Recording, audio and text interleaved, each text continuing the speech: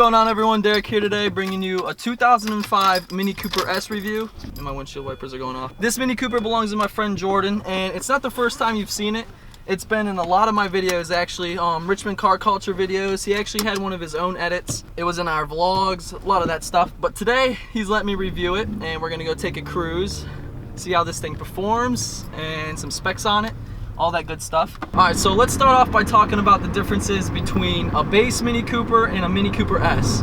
Now, since this one is a 2005 Mini Cooper S, this is actually equipped with a 1.6 liter supercharged engine. And comparing them to a base model 2005, you're definitely getting a better performance package out of this one. This is an R53. Now, that's a two-door hardtop. When you go into the 2007 models and above, they actually replaced the supercharger with a turbo. Now, there could be pros and cons about that. Turbos, it's not instant power like this one. The supercharger, as soon as you get on it, you get the power right away. Now, with the turbos, you have to build boost, and once you hit the boost, you'll definitely notice it, but it does take longer. Keep that in mind. Let's hit a little third gear pull.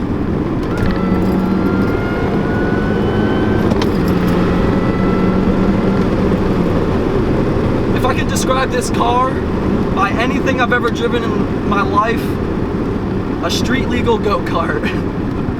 This thing is just so, I don't even know how to describe it. You can't really describe it unless you drive one yourself. It doesn't feel like any other car. Like, the last supercharged car I drove was the Terminator Cobra, and that felt like really bulky and beefy, you know, but this thing is just so compact, and it's small, and it's a blast to drive, honestly. It's really quick too.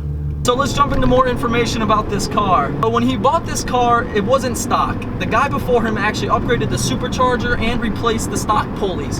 And when you do that, your numbers are definitely gonna go up when it comes to the horsepower and the torque. So now, since he has the upgraded supercharger and the pulleys, we can definitely say he's above 200 horsepower and 200 foot-pounds of torque. Other modifications he has done to the car, he has upgraded tensioners, and he actually has a throttle body controller.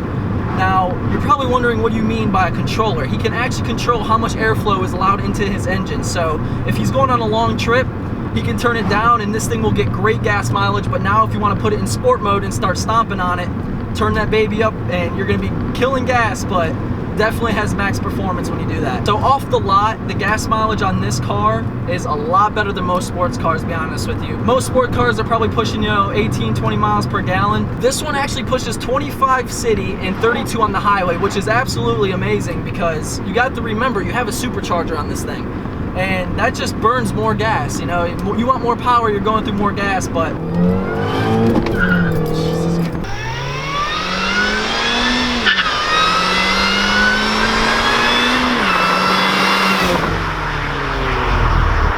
so you guys are probably wondering what exhaust he has on this car, if it has any.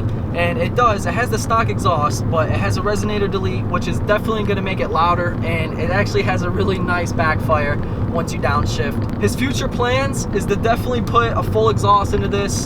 He wants to make this as fast as possible, with the stock block and stuff like that. He doesn't want to be ripping out the motor, replacing heads and all that. So I don't know if you guys can notice, but I am literally sweating so bad right now. Out of nowhere, Richmond decided to hand us 90+ degree weather, and summer is officially here for us. It's like we almost skipped all of spring because all the rain we've been getting and the mismatched days of having nice weather, then it being very cold, and now it's just stupid hot, and I'm dying. I'm sweating like a whore in church.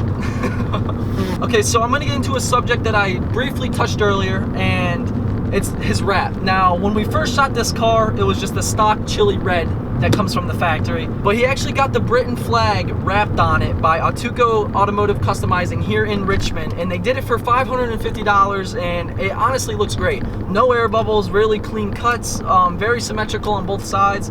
Can't really go wrong with that. Gotta pass this other Mini Cooper.